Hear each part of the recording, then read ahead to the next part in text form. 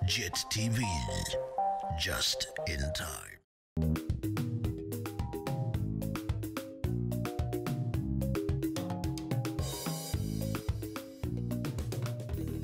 Sanmanemba Bugele Makaya and a warm welcome to JIT-TV News, where we bring you nothing but politics, business, sports and entertainment all in one experience. Igama lami andile gugu lethu intombi yakwaCindi uMahlaba. Let us quickly take a look at your headlines for today. Now, Charlotte Muziri to represent Zimbabwe at Miss International. 42 billion mine to put Tarisa in global top 10. Moneti wins a UNFP Citizen Player Trophy at French Football Awards. Now, reckoning Zimbabwe beauty queen, Charlotte Muziri will represent Zimbabwe at this year's Miss International pageant that will be staged in Japan. In a statement, Miss Zimbabwe International said Muziri has the wherewithal to represent the country at the global fiesta. The 25-year-old will tussle against other beauty queens from across the globe to succeed Germany's Jasmine Saalberg. The Miss Zimbabwe International Organization, says it is confident that Charlotte will fly the Zimbabwean flag high at the Miss International pageant on the 26th of October 2023. It has also urged that individuals living in the diaspora to show support as the country reaches greater and greater heights. Now, Bulawayo Town Clerk Christopher Dube has stirred up quite a storm among Bulawayo residents with his outrageous decree, demanding them to cease all attempts at repairing the city's extensively damaged roads without obtaining prior permission, lest they face legal consequences. Furthermore, the directive demands that residents restore the roads to their previous dilapidated state, as if the unauthorized repairs have never been taken place. In a statement, Dube emphasized that it is solely the responsibility of the local authority to address road repairs within their jurisdiction. Do you remember the desire,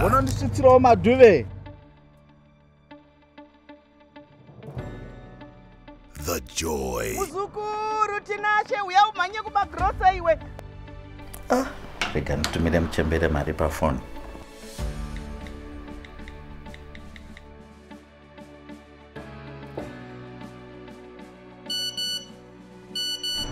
Oh, Maria Pida,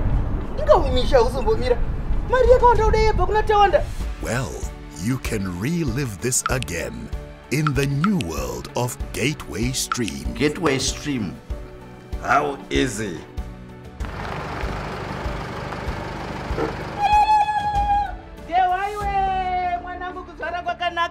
Gateway Stream. The future is here now. Download the Gateway Stream app from Google Play or Apple App Stores, or send your order on our WhatsApp number +263 772 298 779. Gateway Stream is a subsidiary of the Rainbow Tourism Group.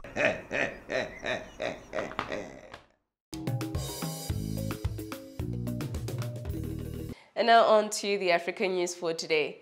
Now, several thousand demonstrators gathered in the country's capital of Bamako on Thursday, demanding an end to a United Nations peacekeeping mission, as they say has failed to bring peace. Demonstrators held signs calling for the UN mission known as the MONUSMA to leave the country. The M5RFP, the party of the transitional Prime Minister Maiga, and civil society organizations supporting the transitional military government, organized the rally held at the Palais des Sports Arena, and thousands of people have been killed in such attacks by armed groups linked to ISIL and Al-Qaeda since 2013. Let's move right along now to the international news. Now, a boat carrying at least 20 tourists and crew members has overturned in a whirlwind on Italy's Lake Maggiore, killing 4 people. Italy's fire service said 19 people have been saved, with many reportedly managing to swim to shore. Sky Italia reported that British passengers were aboard the vessel, which Mr. Fontana has said been hired out by tourists. According to Italian news site La Repubblica, the boat was carrying up to 25 people who were celebrating a birthday when it capsized and sank. The whirlwind was part of a storm system that hit the northern region of Lombardy on a Sunday evening, forcing delays at Malpensa Airport.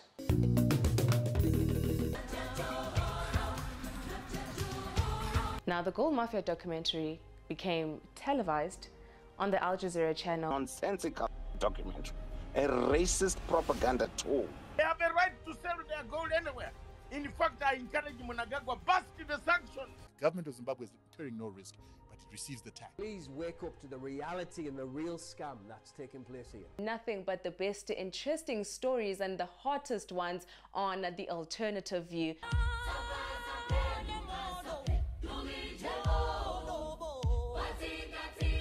The revolution shall be televised. Let's get down now to the business side of news for today.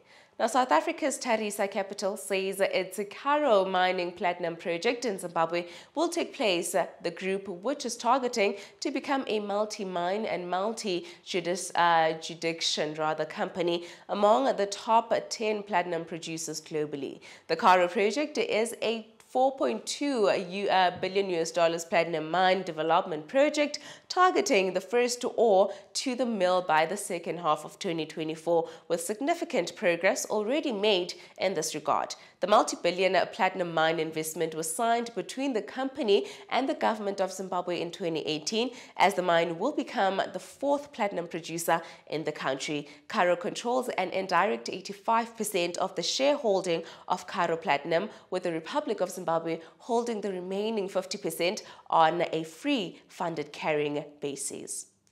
Now, the depreciation of the Zimbabwe dollar is partly due to illegal economic sanctions imposed on the country by Western countries. The African Development Bank has said in its African Economic Outlook report released on Wednesday last week. Zimbabwe has been reeling under sanctions since the turn of the new millennium, and the economic embargoes have prevented the country from accessing concessional lines of credit from global financial institutions to support its balance of payment. Despite recording significant inflows of foreign currency and exports and diaspora remittance, these have not been adequate to defend Zimbabwe's currency.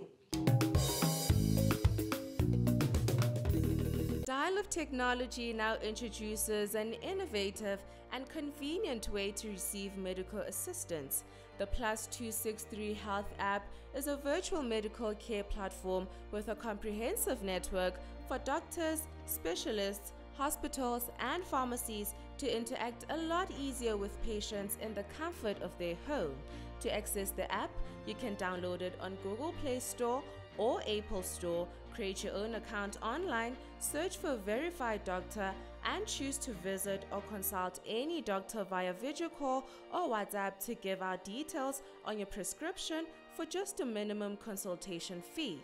That way you can go to any pharmacy near you for your pickup, creating a better world with +263 Health app.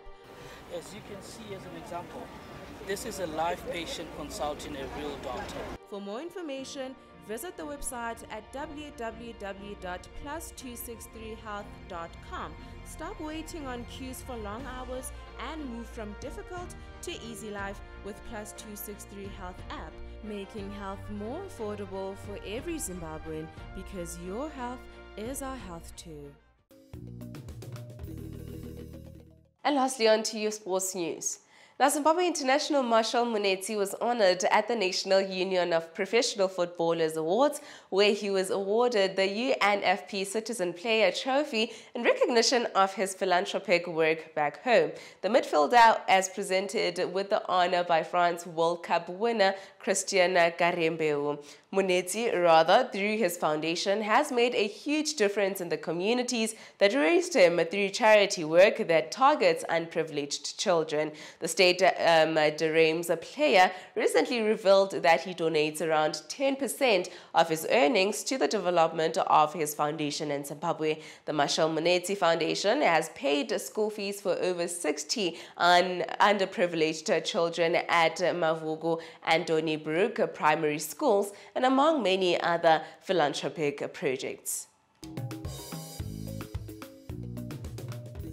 That is all from me to you. A huge thank you for joining me today. As always, kindly please comment and follow us to all our social media platforms at Twitter, Facebook and Instagram, or rather go to our website at www.JIT-TVzw. Signing out, it is Andile Gugulethu, Intombi yakwaCindu Mahlaba. Have yourselves an amazing day.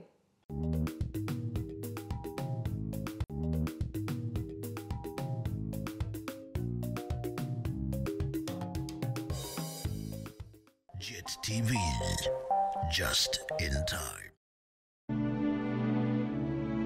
I am an African. I owe my being to the hills and the valleys, the mountains and the glades, the rivers, the deserts, the trees, the flowers, the seas, and the ever-changing seasons that define the face of our native land. My body has frozen in our frosts and in our latter-day snows.